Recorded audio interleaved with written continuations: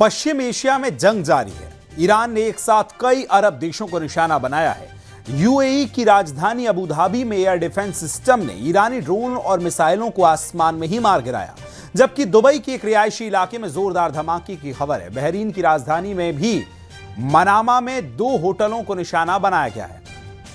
देश की सबसे बड़ी बापको तेल रिफाइनरी में भी मिसाइल गिरने से भीषण आग लग गई। वहीं कुवैत में अमेरिकी सैन्य बेस के पास धमाकों की खबर भी सामने आई।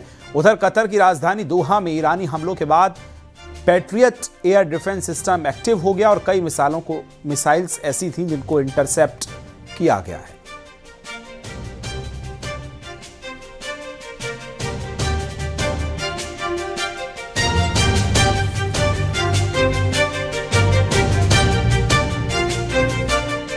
इधर इजरायली सेना ने लेबनान में हमलों का दावा किया। हिजबुल्लाह कमांडर हेडक्वार्टर को निशाना बनाया। लेबनान में 500 से ज्यादा ठिकानों पर हमले का दावा किया गया है। 10 हाई राइज इमारतों पर भी हमला किया गया और उसी की कुछ तस्वीरें आपकी टेलीविजन स्क्रीन पर आप देख रहे हैं। किस तरह से आवाज ये सुन रहे हैं आप, धुएं का गुबार आसमान में इस समय लेबनान में नजर आ रहा है और इस तरह से हमले किए गए। इजरायली सेना का लेबनान में हमलों का यह दावा किया गया और ये जो तस्वीर आप देख रहे हैं, 20 शहर में अचानक लाल गोले के बीच में आप देखेंगे कि धुआं उठना शुरू होता है और कुछ देर बाद धुआं ही धुआं हो जाता है।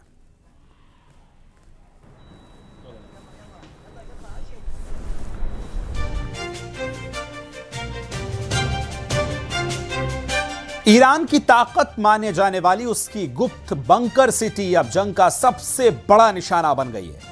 पहाड़ों के अंदर बनी इस अंडरग्राउंड सुरंगों में ईरान ने हजारों मिसाइलें छिपाकर रखी थी ताकि किसी भी हमले का जवाब दिया जा सके, लेकिन अब हालात बदल चुके हैं। अमेरिका और इजराइल की निगरानी इतनी तेज है कि कई मिसाइलें लॉन्च होने से पहले ही तबाह कर दी जा रही हैं। सवाल यह कि जो बंकर कभी ईरान की सबसे बड़ी ढाल थे, क्या आज वही उसकी सबसे बड़ी कमजोरी बनते जा रहे हैं? रिपोर्ट आपको दिखा रहे हैं।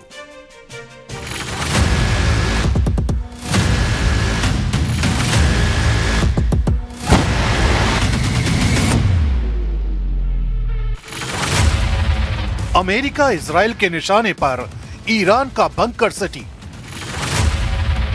ईरान के सबसे खुफिया मिसाइल कारखाने पर दुश्मन की नजर। लॉन्च से पहले टारगेट थे, अब कौन सी चाल चलेंगे ईरान के शेर?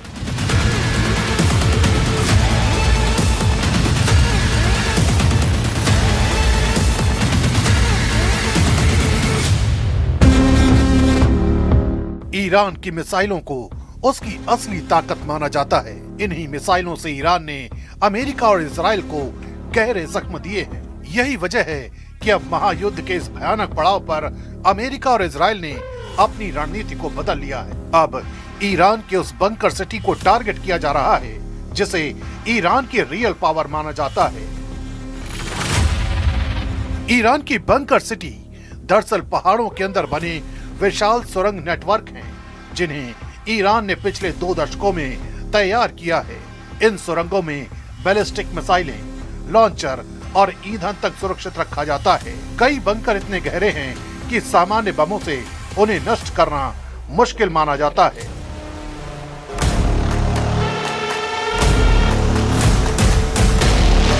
ईरान की रेवोल्यूशनरी गार्ड ने इन अंडरग्राउंड ठिकानों के वीडियो भी जारी किए हैं, जिनमें ट्रकों पर लगी मिसाइलें लंबी सुरंगों के अंदर कतार में दिखाई देती हैं। रणनीति साफ है, अगर दुश्मन हवाई हमला करे तो मिसाइलें सुरक्षित रहें और अचानक बाहर निकलकर जवाबी हमला किया जाए। लेकिन अब यही सुरंगें लगातार निगरानी में हैं। I'm once again calling on all members of the Iranian Revolutionary Guard, the military and the police to lay down their arms. They're only going to be killed. And now is the time to stand up for the Iranian people and help take back your country. You're going to have a chance after all these years to take back your country. Accept immunity. We'll give you immunity. America और Israel ने इन bunker cities को खोजने के लिए hi tech निगरानी तंत्र तैनात किया है। सैटेलाइट, ड्रोन और निगरानी विमान लगातार उन इलाकों पर नजर रखते हैं जहां से मिसाइल लॉन्च हो सकती है। जैसे ही किसी सुरंग का दरवाजा खुलता है या लॉन्चर बाहर आता है, तुरंत टारगेट बना लिया जाता है। माना जाता है कि यह रणनीति लॉन्च डिटेक्शन स्ट्राइक मॉडल पर काम कर रही है, यानी मिसाइल की उड़ान भरने का इंतजार नहीं किया जाता, बल्कि लॉन्च की तैयारी के दौरान ही हमला कर दिया जाता है। इससे वहां से कई मिसाइल हवा में जाने से पहले ही तबाह हो जाते हैं। रिपोर्ट के मुताबिक युद्ध के शुरुआती दिनों में ईरान ने बड़ी संख्या में मिसाइलें दागी, लेकिन कुछ ही समय बाद हमलों की रफ्तार अचानक कम हो गई। इसका बड़ा कारण यही बताया गया कि कई लॉन्चर और बंकर के प्रवेश द्वार निशाने पर आ गए। कुछ जगहों पर बंकर बस्टर हथियारों से सुरंग के मुहाने को ही नुकसान पहुंचाया गया, जिससे अंदर मौजूद मिसाइलें बाहर नहीं निकल पाईं। यानी हथियार मौजूद होने के बावजूद उनका इस्तेमाल मुश्किल हो गया। सैन्य विशेषज्ञों का मानना है कि मिसाइलों की संख्या से ज्यादा महत्वपूर्ण लॉन्च प्लेटफॉर्म होते हैं और वही लगातार निशाने पर हैं।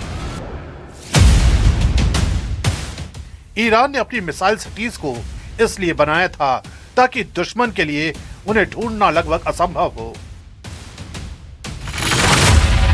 ये सुरंगें अक्सर पहाड़ी इलाकों में कई किलोमीटर लंबी होती हैं और इनमें कई निकास द्वार होते हैं, लेकिन आधुनिक निगरानी तकनीक ने इस रणनीति को चुनौती दी है। ईरान के पास अब भी बड़ी संख्या में बैलिस्टिक मिसाइलें मौजूद होने का दावा किया जा रहा है, लेकिन असली चुनौती उन्हें सुरक्षित तरीके से लॉन्च करना है। जब हर संभावित लॉन्च साइट पर निगरानी हो और सुरंगों के मुहाने तक निशाने पर हो, तो रणनीति बदलनी पड़ती है। यही वजह है कि बंकर सिटी की कहानी अब सिर्फ ताकत की नहीं बल्कि चुनौती की भी बन गई है। जो अंडरग्राउंड ठिकाने कभी ईरान की सबसे सुरक्षित ढाल माने जाते थे, अब वही अमेरिका और इजराइल के लिए प्राइम टारगेट बन चुके हैं और यही इस जंग का सबसे बड़ा मोड़ साबित हो सकता है।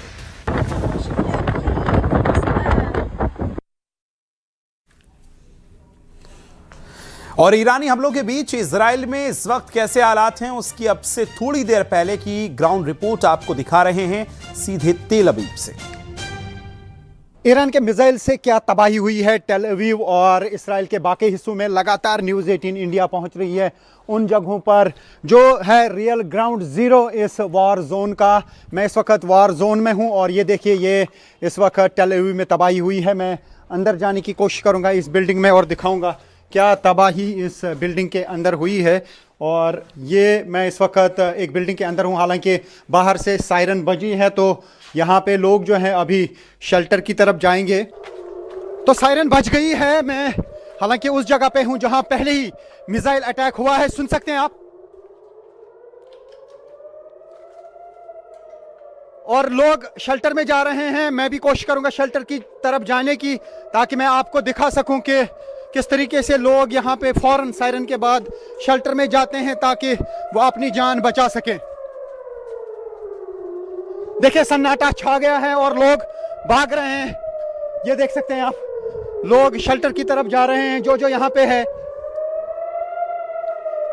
ये लेन्स और बाई लेन्स का हाल है इस वक्त इसराइल में। कहीं पे शायद अटैक होने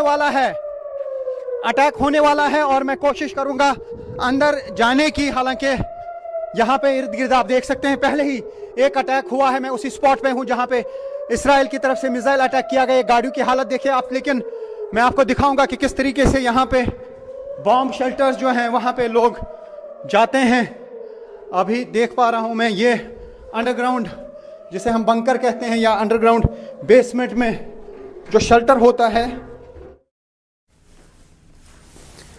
अमेरिकी सेना के कमांडर ने दावा किया कि वो ईरान में B-2 बॉम्बर से अटैक करने को लेकर प्लान कर रहे थे और उन्होंने अटैक कर दिया है। बैलिस्टिक मिसाइल लॉन्चर को निशाना बनाया गया। 2000 पाउंड के बंकर बस्टर बम गिराए जाने का दावा भी अमेरिका की तरफ से किया गया है। In just the last 72 hours, America's bomber force has struck nearly 200 targets deep inside of Iran, including around Tehran. And in just the last hour, U.S. B-2 bombers dropped dozens of 2,000-pound penetrator bombs targeting deeply buried ballistic missile launchers. लगता है Iran अब युद्ध को ऐसे दौर में ले जाना चाहता है जहां हर हाल में परमाणु तबाही होकर रहेगी। ईरान की IRGC ने ऐलान किया कि वो इजराइल के परमाणु अड्डे डिमोना पर किसी भी वक्त हमला कर सकता है।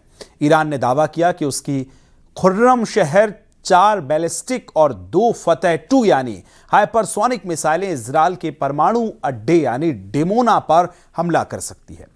दावा किया जा रहा है कि अगर ईरान ऐसा करता है तो इजराइल में बुरी तरह से परमाणु विनाश हो सकता है।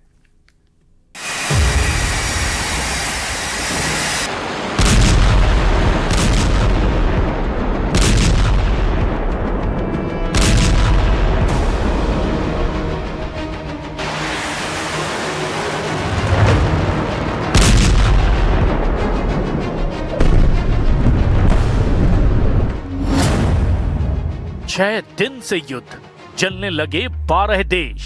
खामनेई का खैबर युद्ध अभी बाकी है।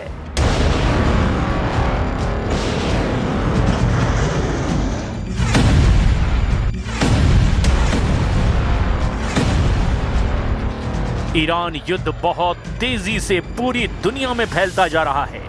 अमेरिका की पनडुब्बी ने हिंद महासागर में ईरानी युद्धपोत IRIS देना को श्रीलंका के पास हमला करके डुबो दिया है। हमले में अब तक 87 ईरानी नौसैनिक मारे गए हैं। दावा किया जा रहा है कि दूसरे विश्व युद्ध के बाद से अमेरिकी नौसेना का किसी भी देश की नौसेना पर सबसे बड़ा और घातक हमला है। इस हमले के बाद ईरान ने ऐलान कर दिया कि अमेरिका और इजराइल ने सभी रेड लाइन क्रॉस कर दी है और अब